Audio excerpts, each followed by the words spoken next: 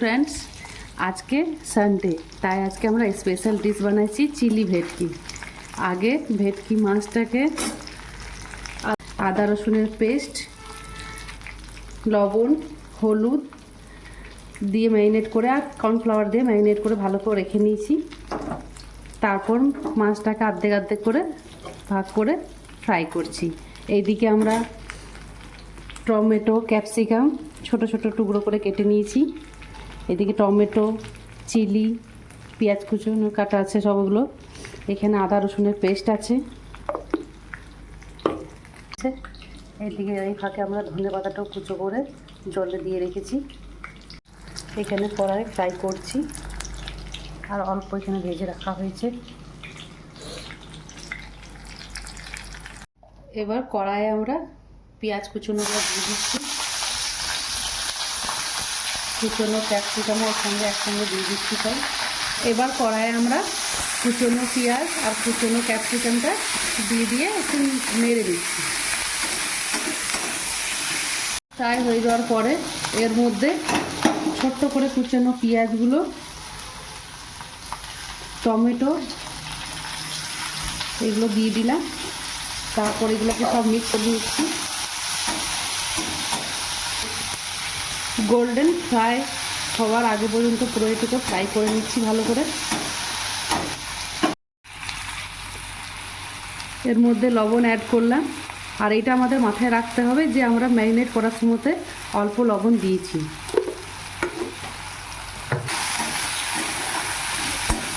এইগুলোকে সব গোল্ডেন করে ফ্রাই করে নেব।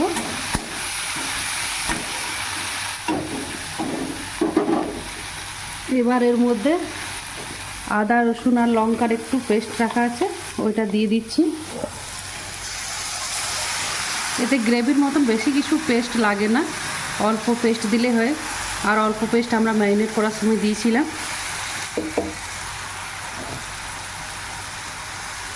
এবার এটাকে ভালো করে মিক্স করে নেব।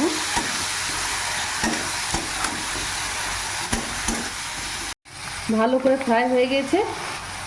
এবার এর মধ্যে আমরা টমেটো কেচাপ অ্যাড করব,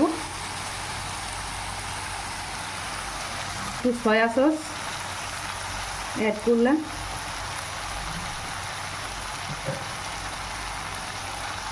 একটু চিলি সস অ্যাড করলাম, ওর মধ্যে কুচনো লঙ্কাগুলো দিয়ে দিলাম। এবার এইটাকে ভালো করে মিক্স করে নেব। এর মধ্যে এবার ফিশ ফ্রাইটা দিয়ে দেবো।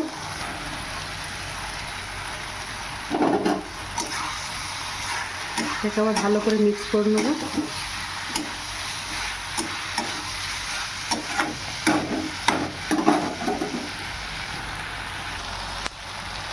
অল্প পরিমাণে সুগার অ্যাড করলাম,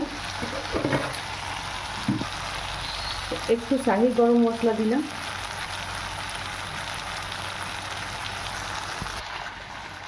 এবার এটাকে ভালো করে মিক্স করে নিচ্ছি।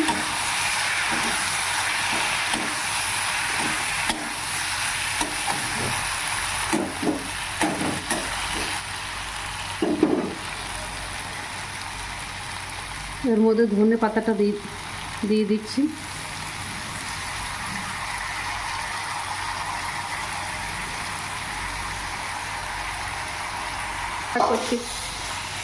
এবার গ্যাসের ফ্লেমটা একটু লো করে দিয়ে এটাকে ঢাকা দিয়ে দেব।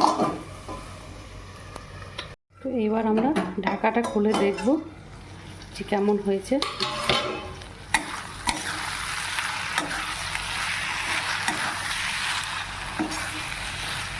চিলি ভেটকি আমার প্রায় রেডি হয়ে গেছে।